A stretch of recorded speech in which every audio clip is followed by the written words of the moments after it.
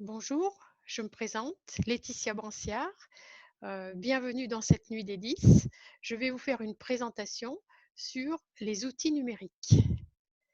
Je vais mettre en partage mon diaporama et présenter quelques outils. Donc, il y aura quelques manipulations. Je vous demande d'être compréhensif. Il y aura quelques moments, quelques délais quelquefois pour passer d'un outil à l'autre. Donc, je vais vous présenter mon diaporama et ce diaporama sera présent sur ma page de la nuit des 10. Il sera à votre disposition.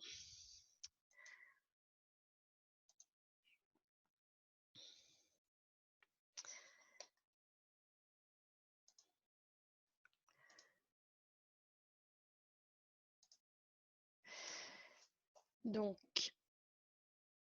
je vais vous présenter des outils numériques pour compenser les difficultés des publics 10.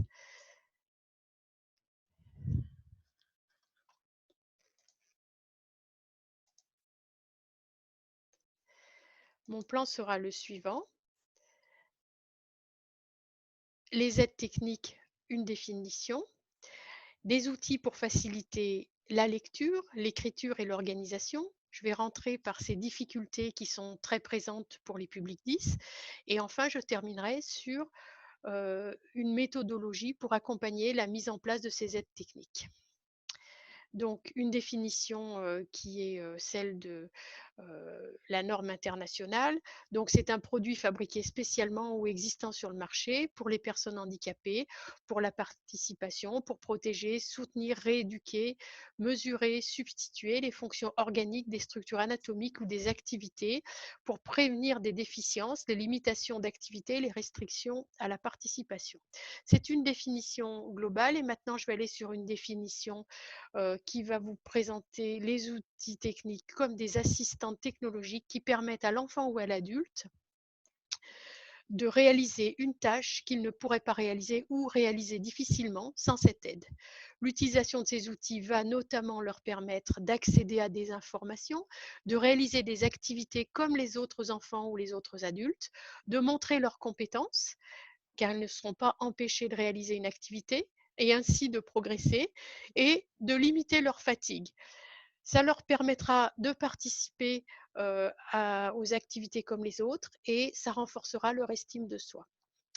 Ces aides techniques, comment elles sont nombreuses et comment va-t-on faire des choix? Il existe effectivement un grand nombre d'aides techniques sur le marché. En permanence, certaines sont développées.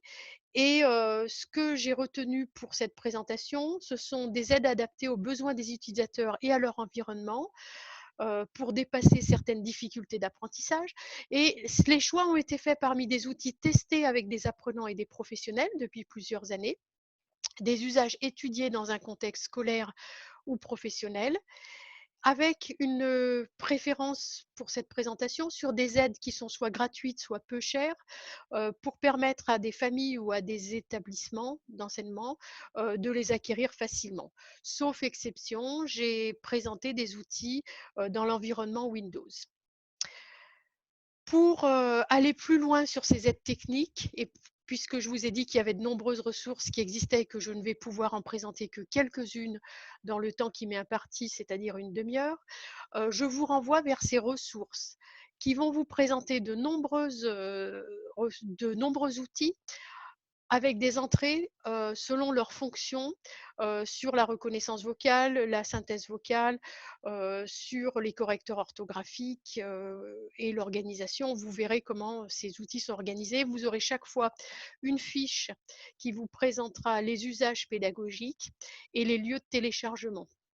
Donc, ce document sera sur le site de la Nuit des 10 et vous pouvez déjà aller faire des investigations. Je vais commencer par des outils qui vont faciliter la lecture. On va s'attacher à la synthèse vocale ou voix de synthèse. Il s'agira de faciliter l'accès à la lecture et de permettre la compréhension en allégeant des tâches de bas niveau que sont le décodage d'un texte, par exemple, pour les dyslexiques, au profit de tâches plus complexes que sont la mémorisation et la compréhension. Souvent, des 10 arrivent à lire avec grande difficulté, mais ils sont incapables de mettre en place de la compréhension. On va voir que certaines fois, ces outils de synthèse vocale vont pouvoir les aider. Ce n'est pas toujours le cas, mais dans certains cas, ça va soulager. Donc, je vais vous présenter une liste d'outils et vous faire une démonstration de l'un d'entre eux. OpenOffice qui est un outil gratuit, lecture vocale dans plusieurs langues, possibilité d'enregistrer en MP3.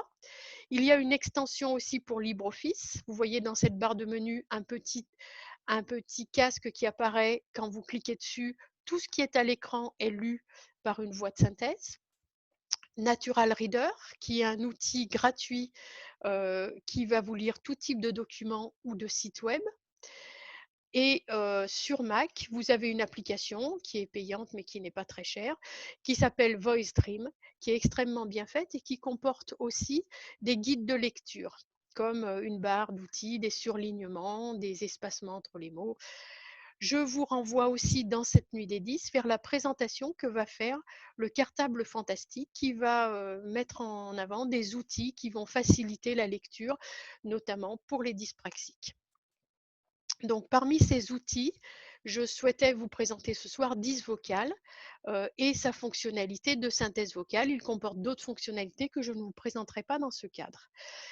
Il y a une lecture vocale dans plusieurs langues, la possibilité d'enregistrer des fichiers son, la possibilité d'avoir des aides visuelles pour accompagner la lecture vocale et la création de profils adaptés pour chaque utilisateur.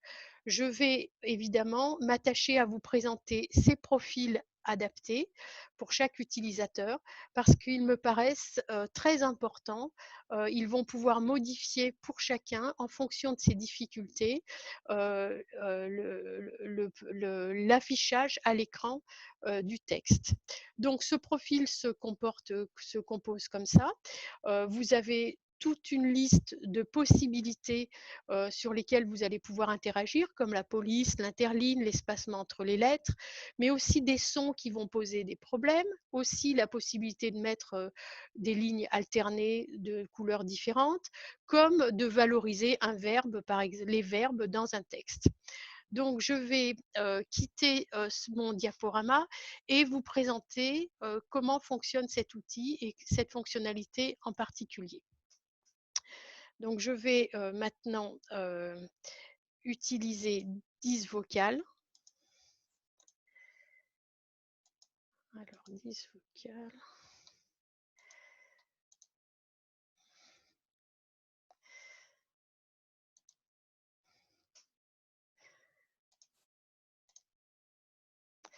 Je vais à nouveau mettre en partage mon écran. Et cette fois-ci, je vais mettre en partage le son. Donc, vous allez voir ici 10 vocales. Donc, cet outil se présente de la façon suivante. Il y a un menu avec plusieurs fonctionnalités. Moi, je vais activer la lecture vocale. La lecture vocale va se déclencher. Il va y avoir une fenêtre flottante comme ça que je ne vais pas utiliser aujourd'hui, mais qui me permettra de lire dans d'autres contextes que ce logiciel. Et là, je vais utiliser la synthèse vocale pour lire ce texte qui est à l'écran ici en utilisant ce menu. Les aides techniques, quand elles sont adaptées aux besoins des utilisateurs et à leur environnement, peuvent... Il y a donc une lecture par une voix de synthèse avec un surlignement ici. Je peux changer la langue ici. Par exemple, si je veux lire cette phrase en anglais, je vais choisir la langue anglaise et je vais lire en anglais. Do you want to read in English now? Voilà. J'arrête et je me remets en français. Et ce que je veux vous montrer dans ce logiciel, c'est ce que je vous ai indiqué avec la possibilité d'appliquer plusieurs types de profils. Donc, je vais utiliser ici le profil Benoît. Dans ce profil-là, j'ai demandé à ce que soient surlignés tous les verbes, qu'ils soient qu'ils soient à l'infinitif ou conjugués. Donc, pour un dyslexique, des fois, c'est compliqué de repérer le verbe dans la phrase. Ils ont des problèmes avec la conjugaison. Ça peut être une aide. Je vous montre ici une autre aide qui va être la syllabisation. par exemple, avec des lettres coloriées en rouge et en bleu, mais les lettres muettes d'une autre couleur. Et puis, j'ai choisi de valoriser les en avec lesquels j'ai des problèmes et donc je veux les mettre dans une couleur. Je vous montre aussi que sur ce logiciel, je peux changer le fond de couleur de la page. Et c'est quelque chose qui va intéresser les 10 quand je fais des ateliers numériques avec des publics 10. Très souvent, autant de jeunes 10, autant de choix de couleurs différentes parce que chacun a sa façon a besoin d'un profil différent. Donc, je peux réaliser aussi un profil normal qui me permettra de rendre mes documents à l'enseignant. Donc, dans ce petit moteur-là, je peux changer tous les paramètres, je peux changer le suivi, je peux travailler sur des coupures après chaque phrase ou après chaque mot, des coupures plus ou moins longues. Je peux choisir d'épeler. Et je vais vous montrer ici, en me remettant dans un profil qui est plus proche de ceux qui peuvent aider les 10, comment je peux utiliser aussi un masque de lecture. Je vais utiliser un masque par ligne qui va me permettre, si je me repositionne ici, de lire Les aides uniquement techniques, la ligne quand elles qui sont va être adaptées aux besoins des présentée. utilisateurs et à leur Vous environnement, voyez, peuvent tout ce qui est constituer des outils qui vont leur ligne permettre de périphérique dépasser certaines difficultés d'apprentissage. vont être voilà, ici, je vais enlever le masque. Voilà. Il y a d'autres possibilités. Je m'arrêterai ici pour la présentation de ce logiciel et de cette fonctionnalité de la synthèse vocale. Donc, je vais reprendre désormais mon diaporama et à nouveau le mettre en partage pour le partager avec vous.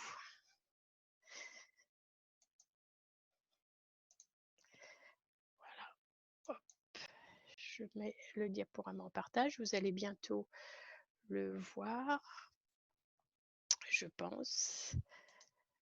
Ici,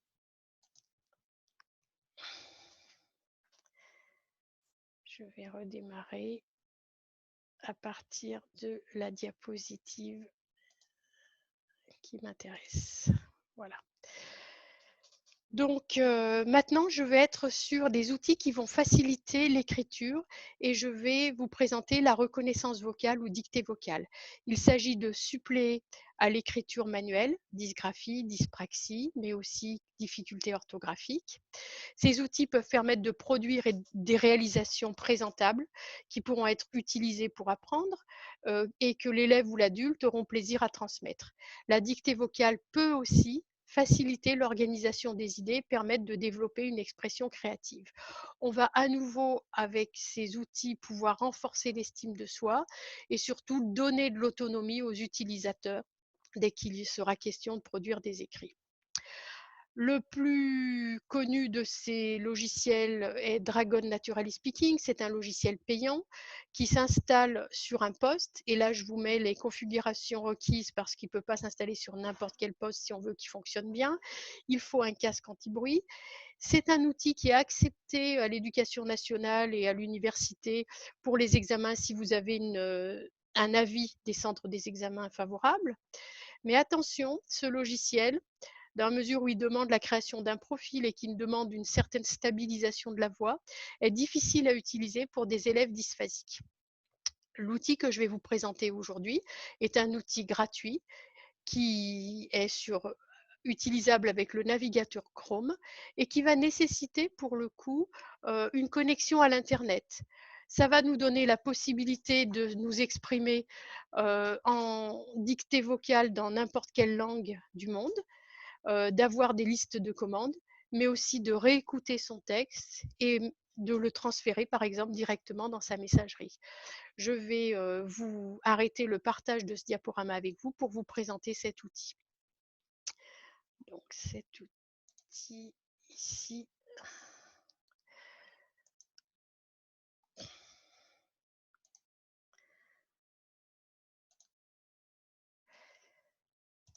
Voilà, je suis ici sur Chrome. Je vais partager l'application avec vous.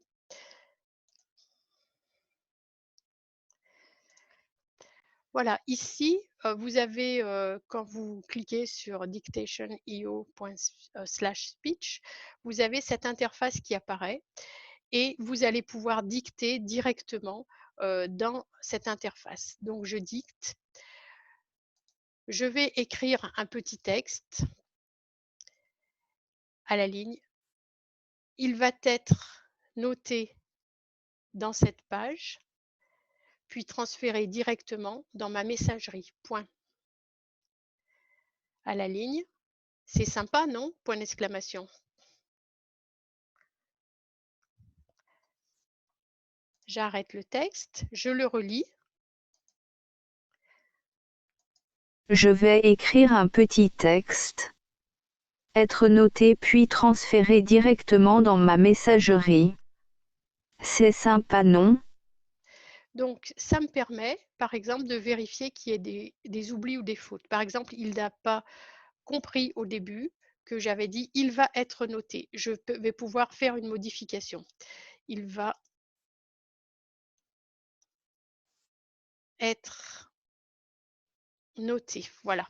Je suis contente et donc je vais le transférer directement dans mon email et vous voyez que directement, il va me le demander de mettre à qui je veux l'adresser. Il a repris tout le texte. Voilà, je termine avec ce petit logiciel. J'arrête le partage et je vais revenir au partage de mon diaporama. Ici, ça demande quelques manipulations. On va y arriver. Donc, je vais poursuivre ensuite avec les outils qui vont permettre la correction orthographique. Les dyslexiques, entre autres, ont des grosses difficultés pour produire des écrits sans faute. C'est une discrimination importante à l'emploi. C'est difficile à l'école de produire, quand on produit des écrits plein de fautes. On est souvent mis hors jeu à cause de ça. Et on va voir que ces outils vont permettre deux choses. Un double étayage. Le premier, pour les écriveurs précaires, de vérifier leur écriture, et le deuxième pour corriger. Ces logiciels, pour la plupart, émettent des propositions et les utilisateurs doivent discerner celles qui sont les plus adéquates. C'est parfois difficile pour les 10, notamment les logiciels qui vont vous mettre face à une suite de propositions ou qui vont vous mettre face à des règles de conjugaison. Ils sont parfois difficiles à utiliser donc pour des dysorthographiques sévères, et en cas de grosses difficultés, il vaut mieux utiliser des solutions palliatives comme la reconnaissance vocale que je viens de vous présenter. Je vous présente ici un écrit d'un élève de 3e qui est sévèrement dyslexique, qui écrit comme il parle, qui inverse des fois des lettres dans le mot et qui, vous le voyez dans cette partie du texte, aucune ici, qui d'une ligne sur l'autre va écrire le même mot différemment parce qu'il n'a aucune stabilisation dans son stock orthographique. Donc, je vous présente ici le logiciel standard le plus connu qui est Antidote, qui est un logiciel payant qui s'installe sur un poste et qui va vous permettre, à partir de ce petit menu ici, de l'insérer dans toutes vos applications, même dans votre messagerie, ce qui va vous permettre de corriger les textes dans les environnements dans lesquels vous allez travailler. Il intègre de nombreux logiciels et c'est un outil puissant. Mais pour nos dyslexiques qui ont une écriture comme celle que je vais vous présenter, qui écrivent par exemple ainsi dire INSIDIR tout attaché, ça va être difficile de retrouver le bon mot, et souvent on va vous mettre mot inconnu, encore pire quand il y a inversion des lettres. Donc ce logiciel qui n'a pas été conçu pour les 10 mais pour le monde de l'édition, va parfois être utilisable difficilement par des dyslexiques sévères. Par contre, intéressant pour des dysorthographiques qui sont un peu corrigés, compensés, et qui se posent toujours la question de la façon dont il faut écrire. Je vais vous présenter maintenant Adelteam et je vais vous faire une petite démonstration. C'est un logiciel qui est gratuit, une application qui est développée par l'Université de Paris 8. La Fédération française des 10 a été en appui pour l'élaboration de ce correcteur orthographique. C'est un outil qui a d'autres fonctionnalités que je ne présenterai pas aujourd'hui, mais vous pourrez aller voir dans les documents que je vous ai laissés, vous avez toutes ces indications.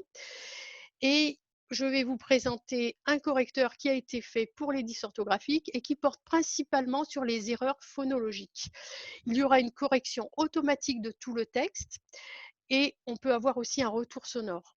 Donc, je vais quitter mon diaporama et je vais du coup aller chercher. Attendez, je vais essayer de partager avec vous ce logiciel Adelteam et son correcteur orthographique. Voilà, je partage mon écran avec ce correcteur orthographique.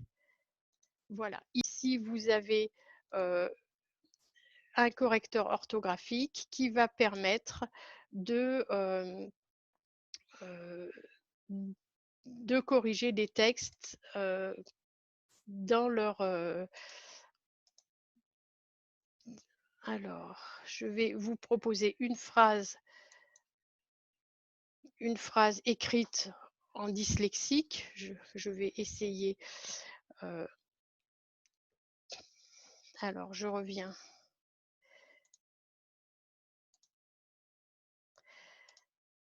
Hop.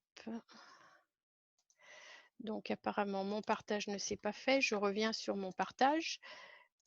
Voilà. Je vous propose une phrase de dysorthographique. Je vais écrire une phrase très difficile pour voir si le logiciel corrige bien. Je me suis appliquée à écrire de façon phonétique. Je vais chercher mon correcteur. Choisissez le correcteur. Qui va me proposer une correction. Alors, je m'aperçois qu'il a modifié globalement bien ma phrase. Et moi, je ne suis pas dyslexique, donc je me rends compte que c'est une phrase qui reste. Mais vous voyez, pour des gens qui sont en très grande difficulté, c'est déjà une première correction. Et ensuite, je peux écouter. Donc, je vais écouter ce que j'ai écrit. Et si je vois qu'il y a des intrus, je vais écrire une phrase très difficile pour voir si ce logiciel corrige bien. Alors, bien entendu, ce SE et ce CE, je ne ferai pas la différence. Donc, j'arrête le partage avec ce logiciel et je reviens à mon diaporama.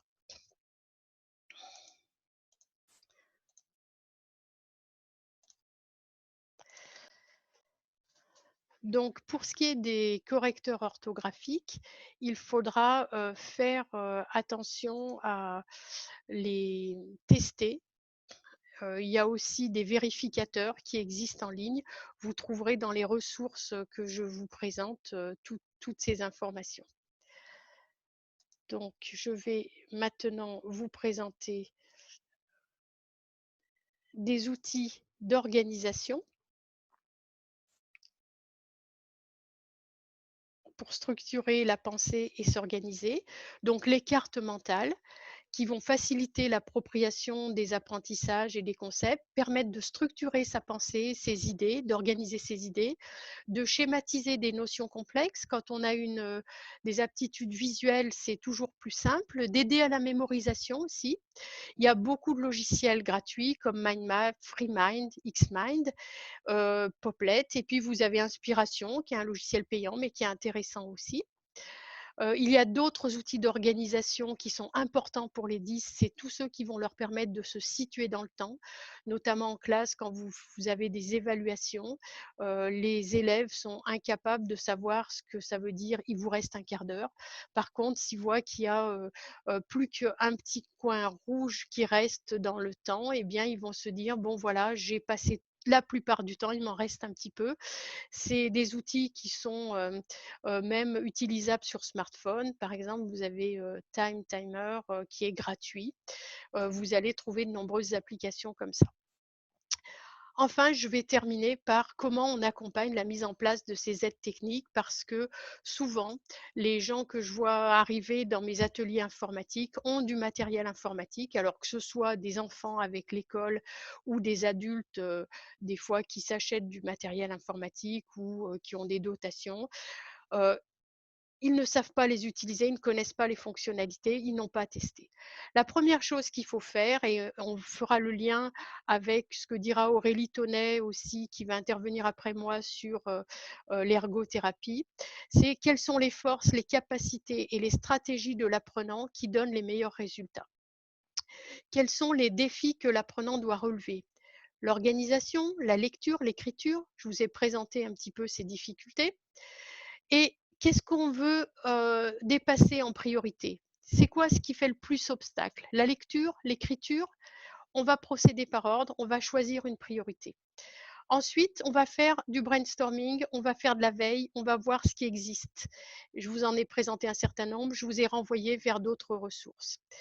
Surtout, chose qu'on ne fait jamais, et il faudrait vraiment le faire à l'école avant de faire des achats, avant que la MDPH fasse des dotations. On va mettre l'outil à l'essai, on va voir ce qui fonctionne avec cet enfant, on va voir s'il est capable d'utiliser un clavier, on va voir si la synthèse vocale, c'est pas trop perturbant pour lui parce qu'il est sur la double tâche avec l'écriture, par exemple, et on va faire des observations. Une fois qu'on a déterminé ce qui fonctionne, on va pouvoir accompagner l'apprenant pour qu'il soit en autonomie avec son outil ou l'adulte dans l'entreprise. Je me suis appuyée sur un modèle américain et je vous remercie pour votre attention et vous souhaite une bonne continuation dans cette nuit des 10.